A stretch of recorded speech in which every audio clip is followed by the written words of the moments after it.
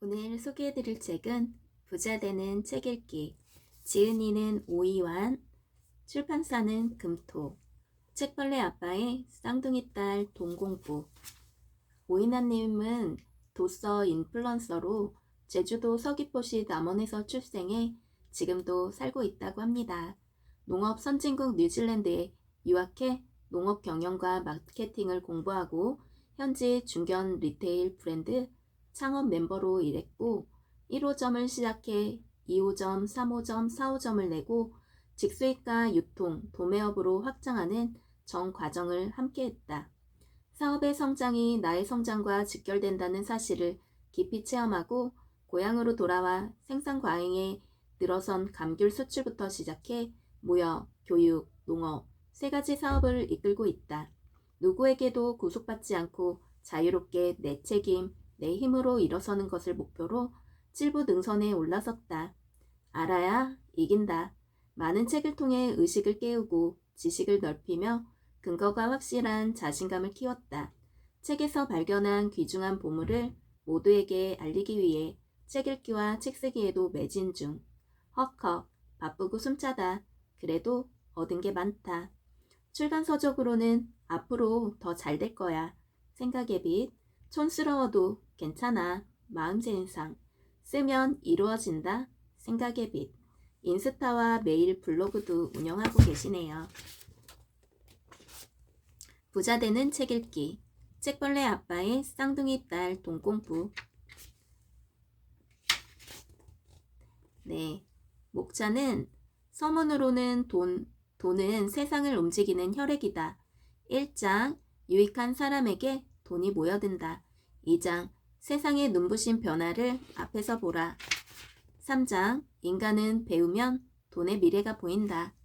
서문 한번 읽어드리겠습니다. 돈은 세상을 움직이는 혈액이다. 그리스 철학자 소크라테스와 중국 사상가 장자는 책을 많이 읽지 말라고 가르쳤다. 소크라테스는 문자로 읽는 것보다 말로 직접 들어야 한다고 했고, 장자는 읽기만 하고 행동하지 않는 독서는 위험하다고 했다. 아는 것보다 실천하는 것이 더 중요하다는 뜻이다.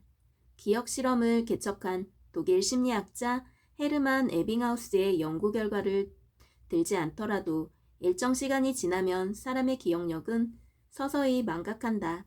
어제 읽은 것조차 얼른 기억하지 못하는데 몇 달 전 읽은 책이 머리에 남아있을 리 없다. 하지만 망각할 것조차 아예 없는 상태보다는 꾸준하게 망각해가는 상태가 조금이라도 낫지 않을까? 망각해가는 매 순간을 아쉬워하며 재빨리 활용하는 때도 있을 것이고, 창조는 모방이다. 창조했다고 믿는 모든 것은 타인의 수많은 경험과 생각으로 만들어진 복합적인 모방체일 뿐이다. 뉴턴의 만류인력은 독일 천문학자 요하네스 케플러가 없었다면 존재할 수 없었고, 케플러의 타원의 법칙은 스승인 티고 브라헬가 당대 최고의 천문 관측 기록을 남긴 덕분이다. 세상은 타고난 사람들에 의해 이끌려 간다. 그들은 다른 사람의 노력으로 따라잡을 수 없는 엄청난 능력을 부여받은 경우가 많다. 역사 속의 그런 천재들은 자신들의 이야기를 책에 담아두었다. 그 책을 열면 누구나 그들의 천재성을 모방할 수 있다. 책을 많이 읽고 사색하면 정보는 기억에서 사라지더라도 감각은 무의식 속에 저장되어 일생에 무의식적으로 작동한다. 대한민국은 자본주의 국가다. 자본주의는 개인의 재산을 바탕에 두고 이윤 추구를 위해 상품과 생산, 소비가 이루어지는 경제체제이다. 자본이 주인인 체제, 근로자가 아니라 자본가가 이끌어가는 사회다. 자본주의 사회에서는 돈에 대한 교육이 필수적이다. 그런데 지금 의무교육을 시행하는 어느 학교에서 돈에 대한 과목을 가르치는가? 중고등학생들이 다니는 어느 학원에서 돈을 배울 수 있나? 자본주의 사회의 주인인 자본가가 되는 방법이나 창업을 위한 창의력은 어디에서도 가르쳐주지 않는다. 가정과 책에서밖에 배울 수가 없다. 한국인은 세계 어느 나라 국민보다 머리가 좋고 성실하며 근면하다고 한다. 2019년 통계청 발표에 의하면 한국 근로자는 미국과 일본 근로자보다 연간 200시간을 더 일한다. 그런데도 OECD 국가 중에 노인 빈곤율 1위인 노인 자살률 1위이다. 돈에 대해 배우지 않았기 때문이다. 자본주의 사회에 살고 있으면서도 자본이 일하게 하는 시스템을 이해하지 못하고 돈과 멀어지는 삶을 살아왔기 때문이다. 경제적 자유를 얻으려는 노력은 건강한 신체를 유지하기 위한 노력과 비슷하다. 날마다 운동을 해야 건강한 신체를 유지할 수 있는 것처럼 날마다 부자가 되는 생활 습관을 유지해야 가능한 일이다. 한국의 동학개미 운동을 불붙이고 동학의병장에 오른 메리츠 자산운용 이정복 대표의 주장이다. 그는 아이들의 사교육비 지출을 당장 멈추고 그 돈으로 아이의 경제 독립을 위해 주식으로 전환해 자본가의 길을 갈 수 있도록 만들어야 한다고 강조한다. 자본가는 쉽게 돈을 버는 것 같지만 끝없는 공부가 필요하고 어려운 상황을 이겨낼 심리적 토양이 튼튼해야 한다. 자신에게 많이 투자해서 많이 읽고 많이 배워야 자신을 지키고 성장할 수 있다. 일반 회사들의 임금 상승률은 인플레이션에 미치지 못하는 경우가 많다. 특히 근래와 같이 저금리의 양적 완화라는 쌍두마짜로 시장에서 돈이 마구 풀린 이후의 세계는 더욱 명확해진다. 앞으로 심한 양극화 위기가 올 것이다. 그런 위기에서 살아남기 위해서라도 우리의 후세들은 더욱 돈에 대해 배워야 한다. 돈은 세상을 움직이는 혈액이다. 돈을 공부하는 것은 세상을 공부하는 것이다. 세상을 공부하기 위해서는 이 세상을 구성하는 모든 분야에 관심이 필요하다. 돈의 미래를 알기 위해서는 세계 경제가 나아가는 흐름을 알아야 한다. 경제와 역사, 인문, 사회, 심리 등을 고루 이해하고 세계 산업의 미래를 예견해서 모든 것을 융합할 수 있어야 돈의 흐름을 알고 앞서서 그 위에 올라탈 수 있다. 돈은 작게는 한 개인의 생존이자 세상을 버티는 수단이고 인생의 목적이지만 크게 보면 세상이 움직이는 방향이다. 계율의 흐름에 절대적인 영향을 받는 송사리들은 자신이 나아갈 수 있는 방향과 거리 안에 한정되어 살아간다. 그러나 바다의 큰 흐름을 알고 있는 고래나 상어는 계율의 작은 흐름 따위에 연연하지 않는다. 책을 읽는다고 저절로 부자가 되는 것은 아니다. 하지만 부자들은 모두 책을 읽는다. 그것도 아주 지독하게. 그 이유는 분명하다. 세상의 앞날을 알기 위해서다. 5년 후, 10년 후 세상을 알고 경제의 흐름을 이해하기 위해서다. 돈을 버는 감각은 타고나는 것이 아니라 길러지는 것이다. 돈의 감각을 기르는 가장 빠른 길은 책 읽기다. 미국의 최고 부자 중 하나인 마이크로소프트 빌 게이츠는 어린 시절부터 매일 방에 틀어박혀 책만 읽었다. 10살이 되기 전에 이미 백과사전 한 권을 다 읽고 집 근처 공립도서관에서 열린 독서경진 대회에서 아동부 1등과 전체 1등을 차지했다. 어릴 적 나에겐 정말 꿈이 많았다. 그 꿈 대부분은 많은 책을 읽을 기회가 있었기에 가능했다.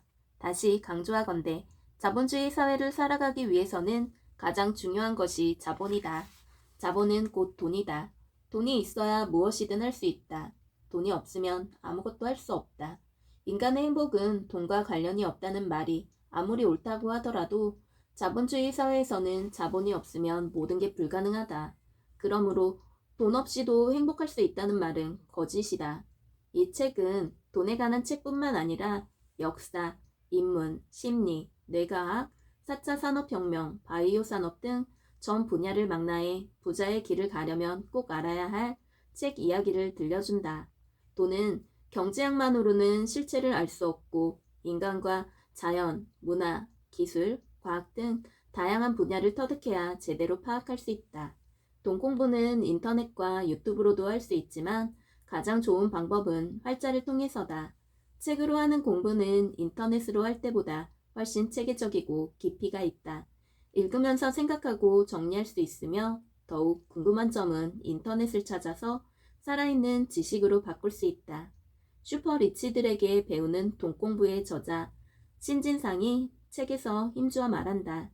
책 속에서 이 책에 지은 이는 필자로 이 책에 등장한 책 텍스트들은 지은 이 저자로 표기했으니 혼동이 없기를 바랍니다. 제1장 유익한 사람에게 돈이 모여든다. 돈의 역사는 인플레이션의 역사다. 인플레이션 아래서는 돈을 쥐고 가만히 있으면 가난해질 수밖에 없다. 조금이라도 성장하려면 좋은 생산 설비에 투자해야 한다. 가장 손해보지 않는 투자는 바로 자신에 대한 투자다. 자신에게 적극적으로 투자해서 많이 읽고 많이 배워야 인플레이션에서 자신을 지키고 성장할 수 있다. 한오백, 독일 포르츠하임 대학교 경제학 교수, 인플레이션 저자. 먼저 부자의 운을 담을 그릇이 되어라. 사이토 히토리, 부자의 행동습관. 첫째, 가난한 집에서 태어난 것. 둘째, 초등학교를 중퇴해 남들보다 학력이 부족한 것. 셋째, 몸이 병약한 것. 보통 사람이라면 이 세 가지는 성공하지 못한 이유로 여겨질 것이다. 하지만 일본에서 경영의 신으로 불린 마쓰시타 전기산업의 창업자 마쓰시타 고노스케는 이 세 가지를 자신의 성공 비결이라고 대답했다. 그는 9살 때 초등학교를 중퇴하고 남의 집에 얹혀 살다가 전등 공장에 들어가 기술을 배운 후 직접 계량 소켓을 만들어 팔았다. 독특한 경영 방식으로 사업을 급속하게 발전시켜 1935년 마쓰시타 전기산업을 세우고 14개의 대기업군을 거느리며 세계 40여 국에 진출해 나쇼날, 파나소닉 등의 브랜드로 이름을 날렸다. 1980년대는 미국 제너럴 일렉트릭과 더불어 세계 최대의 가전기업이 되었고 1990년대까지도 일본 최대 가전업체였다. 유니버셜 픽처스의 모 회사인 MCA를 인수해 할리우드까지 진출하기도 했다. 또 일본의 젊은 지도자들을 양성하는 개인 교육기관인 마쓰시타 정경숙을 설립해 일본 총리를 비롯해 국가의 많은 대들보를 길러냈다. 1. 안전을 의식하지 않는 모험심. 2. 자신이 몸담아 보지 않는 미지의 세계에 대한 호기심과 개척욕망. 3. 남들이 하지 않은 일에 대한 도전. 이 세 가지는 보통 사람이라면 성공을 위한 필수 조건으로 받아들일 것이다. 하지만 이는 반대로 실패를 위한 필수 조건이 될 수도 있다. 세상은 마음먹기 나름이다. 이처럼 모든 것은 결과 편향적이다. 그러함에도 성공의 중요한 요인 중에 공감되는 이야기가 있다. 부자의 행동습관 저자 사이토 히토리는 부자가 되기 위해 중요한 요인으로 운을 꼽았다. 노력과 실력은 성공 필요 충분 조건이 아니다. 필요 조건은 될 수 있어도 충분 조건은 될 수 없다. 성공한 사람들에게는 가장 중요한 것이 운이었다. 운 말고 가난한 집안 사정이나 부족한 학력, 병약한 몸 같은 것은 아무런 장애도 될 수 없었다. 마찬가지로 노력과 끈기, 인내심도 성공의 열쇠는 아니다. 노력과 실력이라는 두 가지 필요 조건을 충족시키고 있을 때 운이 돌아와 기회가 만들어지면 부자가 되는 것이다. 지금은 고인이 된 가수 신해철은 서강대 철학과 출신으로 한국 컴퓨터 음악의 선구자이자 개척자이다. 싸이, 서태지 등도 그에게 각종 장비 사용법을 배웠다고 한다. 신해철은 어느 강연에서 인생의 비밀 이야기를 하면서 성공은 운이라고 단정했다. 실력을 갖추고 열심히 노력하면 무조건 된다는 식의 사고를 경계해야 한다. 안 될 때와 될 때 두 가지를 다 설계해야 한다. 운은 노력을 통해 만들어지는 것이 아니라 우연히 나를 스치고 지나가는 것이다. 운이 우연히 나를 스치고 지나갈 때 내가 그 운을 담을 수 있는 깊이 있는 그릇이 되었느냐가 성공의 열쇠라고 했다. 하지만 내 그릇에 운이 담지 못한다 해도 그런 훌륭한 그릇이 되어 있다면 그릇 자체만으로도 높은 가치가 있다. 그는 간송미술관에 소장되어 있는 국보 제68호 청자상감 운학 문매병을 예로 들었다. 고려 청자를 말할 때면 가장 먼저 소개되는 이 그릇은 속에 아무것도 채우지 않아도 그 자체만으로도 예술이 되어 1,000억 원이 이상의 가치를 가진다고 했다. 실제로 이 청자는 1935년 간송 전영필 선생이 일본인 골동품 상의 기왓집 20채 값에 거액을 주고 사들인 것이다. 세종대왕이 꿈꿨던 만백성을 위한 글인 한글은 세종이 살아있던 당대에는 결코 변형하지 못했다. 500년이 지난 현대에 와서야 대왕의 꿈을 이루었다. 실학을 바탕으로 조선의 혁신을 꿈꾸던 다산 정약용도 살아있던 당대에는 끝내 꿈이 이루어지지 못했다.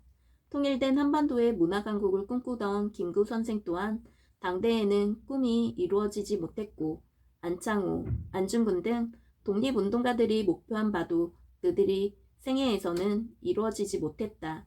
그러함에도 그들이 모두는 스스로 훌륭한 그릇이 되어 운과 성공보다 더 크고 넓은 것을 담아냈다. 결과에 집착하지 말라는 것은 현실성 없는 조언이다. 하지만 결과에 집착하다가는 성공하지 못할 가능성이 상당한 확률로 커진다. 결과에 집착하면 실패했을 때 그 좌절감이 너무나 커서 과도한 에너지를 소비하게 되기 때문이다. 스스로 그릇을 키워가는 과정에 중심을 두는 사람은 자연스럽게 실패에 집착하지 않게 된다. 그런 마음가짐은 같은 도전을 수십 번 더 하게 하고 실패하더라도 커다란 좌절감 없이 다시 새로운 도전을 할 수 있게 만든다. 운은 확률과도 같아서 주사위에서 3이 나올 확률처럼 단순하게 계산되기도 한다. 단 한 번의 기회로 3이 나오기는 몹시 어렵다. 그러나 도전 기회를 여러 번 늘릴수록 가능성은 커진다. 이처럼 여러 번의 실패에도 포기하지 않고 다시 일어서서 도전할 수 있는 사고방식과 태도는 운을 만날 기회를 몇 차례나 더 늘려준다. 이렇게 운이 들어올 가능성을 여러 차례로 늘릴 수 있는 사고방식과 행동이 바로 부자로 나아가는 핵심의 열쇠다. 그러나 부자가 되겠다, 돈을 많이 벌겠다 같은 목표는 결과에 집착하게 될 여지가 크다. 몇 차례의 도전으로 몇 번의 좌절을 맛볼 것이며 한 번에 실패할 때마다 매우 무거운 좌절감을 겪을 것이다. 그래서 도전 의욕이 꺾일 것이다. 그런 심리적 상처는 우리에게서 주사위를 여러 번 굴려볼 기회를 앗아간다. 돈은 에너지다. 풍요와 빈곤은 유동적으로 움직이며 때에 따라 들어가기도 하고 나가기도 한다. 생각과 자세는 그래서 중요하다. 얼마를 투자하고 얼마를 벌 수 있는지, 얼마에 팔아서 몇 개를 팔 수 있는지보다 중요한 것은 이 에너지가 어떤 작용을 통해 움직이고 내가 그것을 담아낼 수 있는 그릇이 맞는지 확인하는 것이다. 그것이 가장 중요하다. 누군가는 자기 그릇의 크기도 확인하지 않고 막연하게 커다란 운이 들어오기를 바랄 때가 있다. 수십억의 복권 당첨자들이 얼마 뒤 빚쟁이가 되고 절도죄를 짓는 일을 심심찮게 보게 된다. 그러므로 우리에게 아무 때나 커다란 운이 들어오지 않는 것이 행운일 수도 있다. 뷔페를 가면 각자 먹고 싶을 만큼 마음껏 먹을 기회를 얻는다. 하지만 많은 사람이 자신이 낸 금액에 미치지 못하는 만큼만 먹고 돌아온다고 한다. 그런 것처럼 운은 나에게 얼마가 주어졌느냐가 중요한 것이 아니라 내가 얼마나 그것을 수용할 수 있는지가 중요하다. 어쩌면 어제와 오늘 하루도 우리에게 커다란 행운이 들어왔는데 그것을 알아채지 못하고 하루가 지났을지도 모른다. 관역의 화살을 정확히 맞추려면 그 관역에 시점짜리 표적이 있느냐가 아니라 스스로 그것을 정확히 맞춰낼 훈련이 되어 있느냐가 중요하다. 주식 투자 기법이나 어려운 경제 용어, 마케팅 기술이 없어도 어떻게 하면 부자가 될 수 있는지 이 책을 보며 공부할 수 있다. 사이토 히토리는 1948년 도쿄 출생으로 화장품과 건강식품 판매회사 긴자마루칸과 일본 한방연구소 창업자이다. 일본에서 유일하게 1993년부터 2005년까지 12년간 사업소득 전국 고액 납세자 총합순위 10위 안에 들었다. 토지나 주식 등 전혀 없이 납세액이 전부 사업소득이어서 더욱 관심을 끌었다. 학력은 중학교 졸업이 전부인 그는 언론에 얼굴이나 자세한 신상이 한 번도 공개되지 않은 괴짜부자다. 그러면서 즐거운 마음과 정신적 풍요를 키우기 위해 여러 권의 저서를 냈다.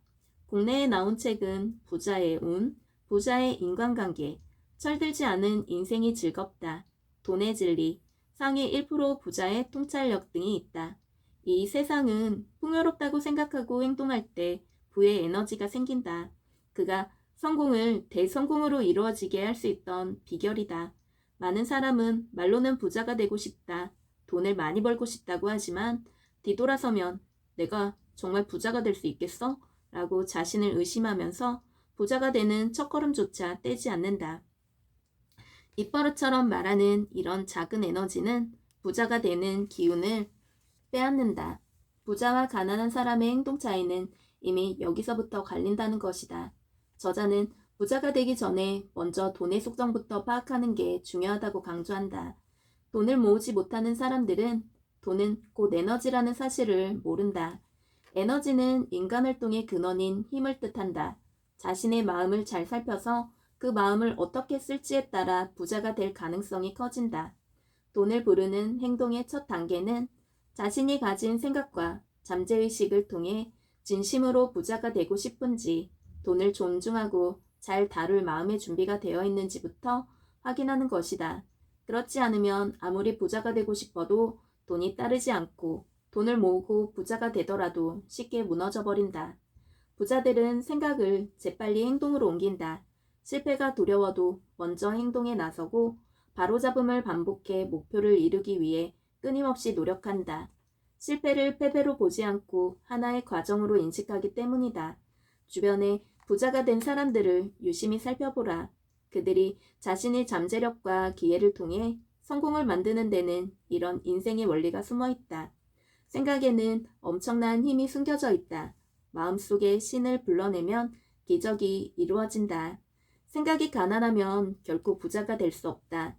사람은 자신이 뿌린 대로 거둔다. 사랑이 부족한 이유는 사랑을 뿌리지 않았기 때문이다. 일하는 방식을 바꾸면 즐거워진다. 째째하게 생각하면 째째한 일만 일어난다. 공상의 씨앗을 뿌리면 공상맞은 변명만 하게 된다.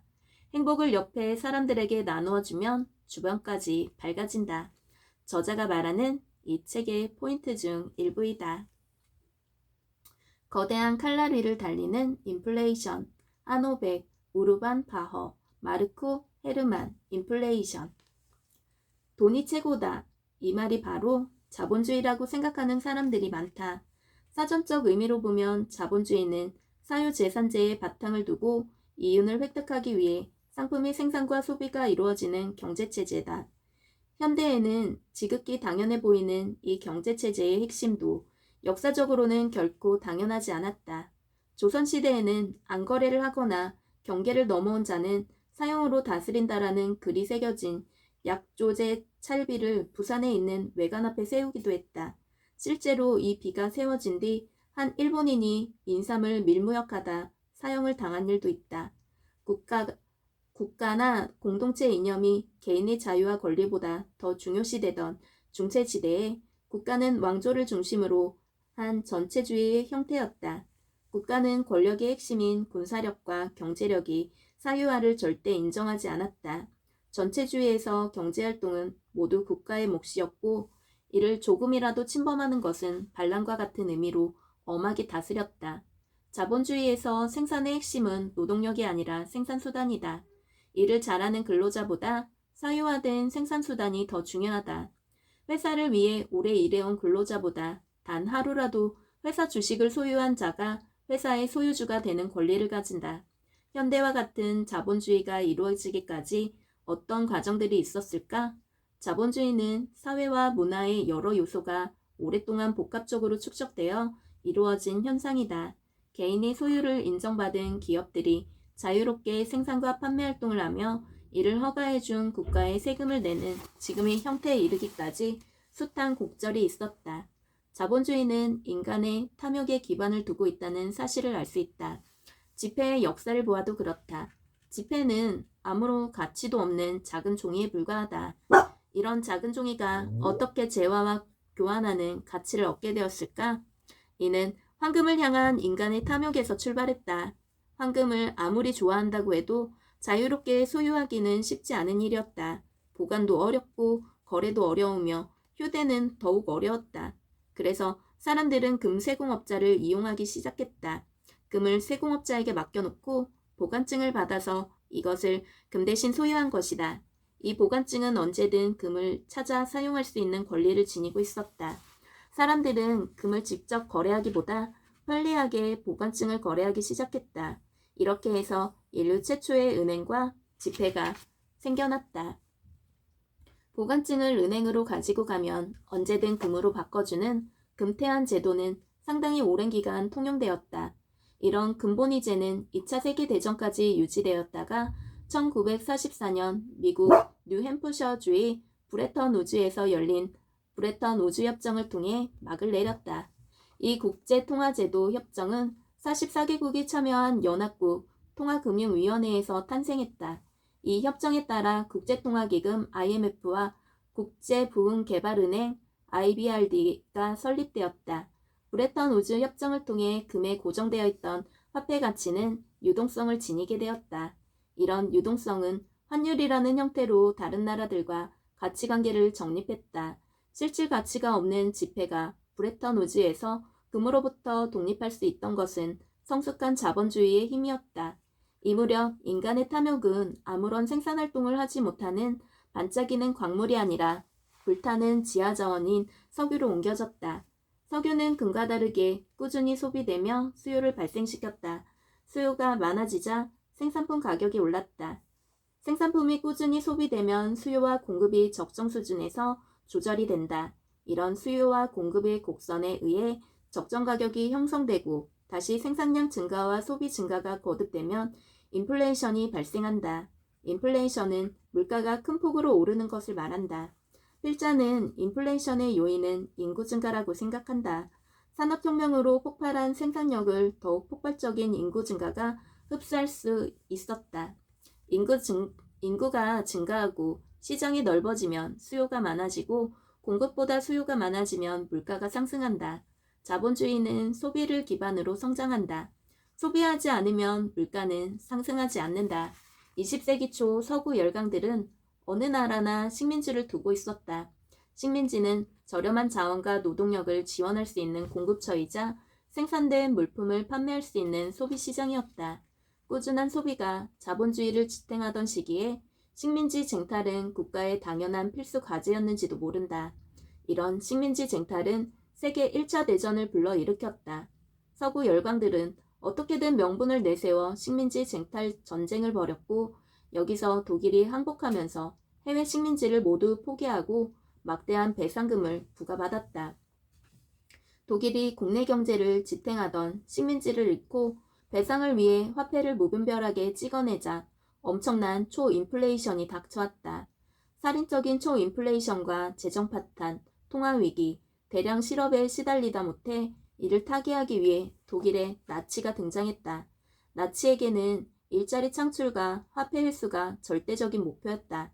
나치는 유대인을 학살해 일자리를 빼앗고 재산을 몰수했다. 이때 희생된 유대인 수가 600만 명이고 몰수한 재산이 1인당 6천에서 7천만 원 정도 되었다고 하니 유대인을 탄압할수록 독일 경제가 일어서게 되는 것이었다. 이렇게 보면 유럽의 근현대사는 인플레이션의 역사라고도 할 수 있다. 이런 인플레이션의 핵심을 안다면 근로자보다는 자본가가 될 수밖에 없다. 우리는 걸어온 길을 모르고는 걸어갈 길을 알 수 없다. 자본주의의 구조상 임금 상승이 인플레이션을 초월할 수는 없다. 임금을 받아 돈을 모아둔다면 틀림없이 화폐 가치 하락에 따른 손해를 보게 될 것이다. 임금 상승률이 언제나 물가 상승률에 미치지 못한다고 세상 탓을 하지만 자본주의의 역사를 안다면 이것은 당연한 일인지도 모른다.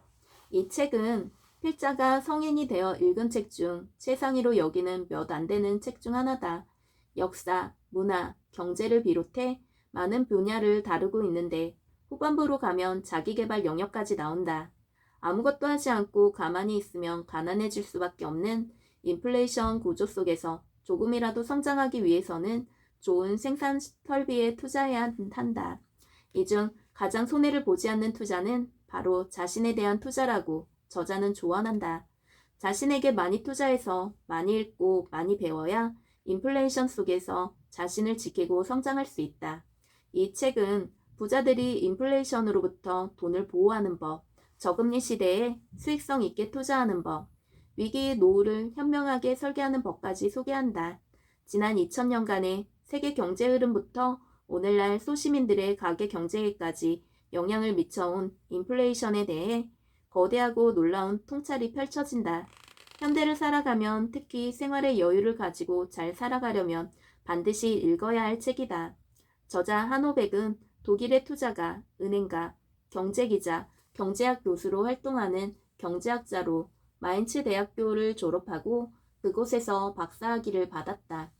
독일의 최고 일간지 프랑크푸르터 알게마인의 차이퉁에서 8년간 경제 전문 기자를 거쳐 포르츠하임 대학교 경제학 교수로 재직 중이다. 중요한 경제 이슈가 생길 때마다 독일 유명 신문과 방송이 가장 먼저 찾는 경제학자인데 그리스 금융위기 때 질서 있는 디폴트와 이후의 구조조정을 주장해 더욱 위상이 높아졌다. 인플레이션은 나라 전체를 파멸로 모는 것은 물론 세계 경제의 큰 흐름을 뒤바꾸는 파괴력을 지니고 있다. 연간 인플레이션 720%를 기록한 베네수엘라의 비극, 1일 인플레이션 207%를 기록하며 15시간마다 2배씩 물가가 뛰었던 헝가리, 최악의 인플레이션에서 독일 경제를 황금기로 바꾼 화폐개혁까지 인플레이션은 소시민의 일상은 말할 것도 없고 한 국가의 흥망성쇠를 좌우해왔다. 저자는 빈털터리가 된 후에야 사람들이 인플레이션 존재를 깨닫는 이유는 숫자의 위력을 우습게 생각하기 때문이라고 지적한다. 인플레이션이 일으키는 기하급수적 증가 뒤에 도살인 엄청난 파급력을 모르기 때문이라는 것이다. 인플레이션이 연간 2%만 상승해도 당장 개인의 지갑에 돌풍이 불고 연간 4%씩 상승하면 노후 준비가 힘들어진다. 인플레이션은 거대한 면도칼 위를 달리는 것과도 같다. 저자는 단기적인 경기 활성화에 의한 인플레이션이 소시민의 삶을 얼마나 피폐하게 만들 수 있는지 역사를 통해 경고한다. 그런 만큼 경제를 활성화한다는 명목으로 인플레이션을 조장하려는 정책과 정치인, 권력가들의 움직임을 국민은 매섭게 지켜보아야 한다는 것이다. 일시적으로 화폐를 풀어 경기를 활성화하는 처방은 마약과 같이 위험하다고 단언한다. 이 마약을 끊었을 때 세계 금융시장이 차질 없이 돌아갈 수 있겠는가? 돈의 역사는 인플레이션의 역사다. 인플레이션이 끝났다라는 말을 쉽게 믿어서는 안 된다. 물가가 하락하는 디플레이션의 조짐이 보인다 해도 인플레이션에 대한 경계태세를 절대로 소홀히 해서는 안 된다. 통화를 붕괴시킬 수 있는 세력들의 움직임이 보이기 때문이다. 언뜻 보기에는 통화 붕괴 작전에 각본이 조금 다를 수 있으나 시대를 막론하고 화폐가 파괴되는 데는 일정한 패턴이 있었다.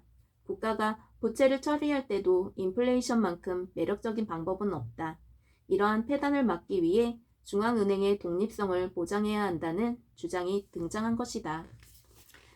네, 부자들은 모두 책을 엄청나게 읽는다고 하네요. 세상의 흐름을 먼저 알고 올라타기 위해 또는 세상을 움직이는 혈액임을 잘 알고 깨달아야 한다고 저자는 말하고 있습니다. 먼저 부자의 운을 담을 그릇이 되어라. 남을 위하는 사람이 더 큰 부자가 된다.